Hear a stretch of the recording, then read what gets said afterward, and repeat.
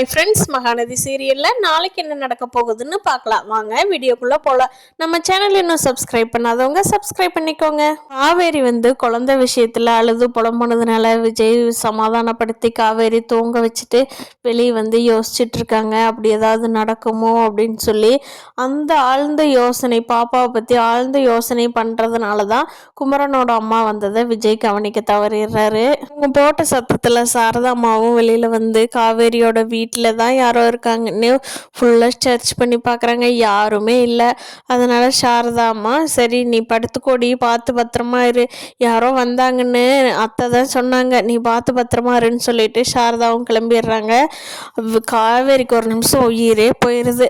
அப்புறமா விஜய்க்கு ஃபோன் பண்ணுறாங்க. விஜய் காவேரியோட பின்னாடியே நிற்கிறாரு. அப்பா விஜய், ரொம்ப பயந்துட்டேன், நீங்கள் எங்கே போயிட்டீங்களோன்னு அப்படின்னு சொல்லி காவேரி சொல்கிறாங்க. அதுக்கு விஜய், நின்று விட்டுட்டு எங்கேயாவது போவனாமா அப்படின்னு சொல்கிறாரு. தான் காவேரி கவனிக்கிறாங்க. விஜயோட கையிலையும் அம்மா போட்டிருக்கிறத. குமரன் அவங்க அம்மாவை சமாதானப்படுத்தி எல்லாமே புரிய வச்சு வீட்டுக்கு கூட்டிகிட்டு வந்ததுனால காவேரியோட அத்தை ஓரளவுக்கு சைலண்ட்டாக இருக்காங்க. எதுவுமே இந்த வீட்டில் இருக்கிறவங்கள பொதுவாகவே அவங்க எப்போவுமே பேசிகிட்டே இருப்பாங்க.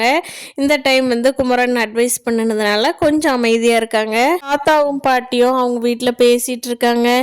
பசுபதியும் வெண்ணிலாவோட மாமாவும் கிடச்சிட்டாங்கன்னா வெண்ணிலா உண்மையெல்லாம் சொல்லிடுவா. வெண்ணிலா கண் முழிச்சு வந்தான்னா அப்புறம் பசுபதியை போலீஸ் அரெஸ்ட் பண்ணிடுவாங்க. பேசாமல் காவேரி நம்ம வீட்டில் நிம்மதியாக இருப்பா.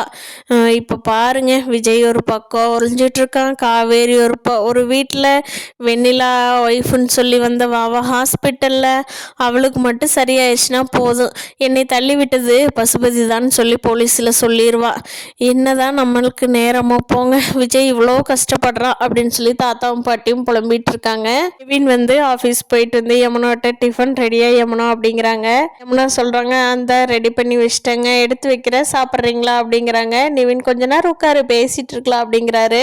யமுனா, நீங்கள் தான் எங்கூட தான் முகம் கொடுத்து பேச மாட்டேங்கிறீங்களே, உங்களுக்கு பிடிச்சவங்கன்னா வெளியே பேசுகிறீங்க அப்படின்னு யமுனா வம்புக்கு வர்றாங்க. நிவின் சொல்கிறாங்க, காவேரி சொல்கிறியா யமுனா, தயவு செஞ்சு என்னை புரிஞ்சுக்கோவே, நான் விஜய்க்காகத்தான் இப்போ ஹெல்ப் பண்ணிகிட்ருக்கிறேன்.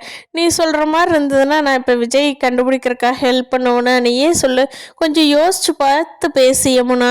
எல்லாரும் ஹஸ்பண்ட் அண்ட் ஒய்ஃப் எப்படி இருக்காங்க, நீ மட்டும் ஏன் இப்படியே சந்தேகப்பட்டு நமக்குள்ள சண்டை தான் நாளுக்கு நாள் அதிகமாயிட்டே போகுது அப்படின்னு நிவின் சொல்கிறாங்க.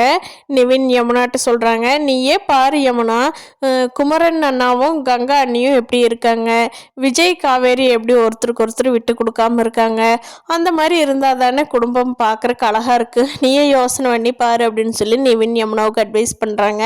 யமுனா அமைதியாக இருக்காங்க.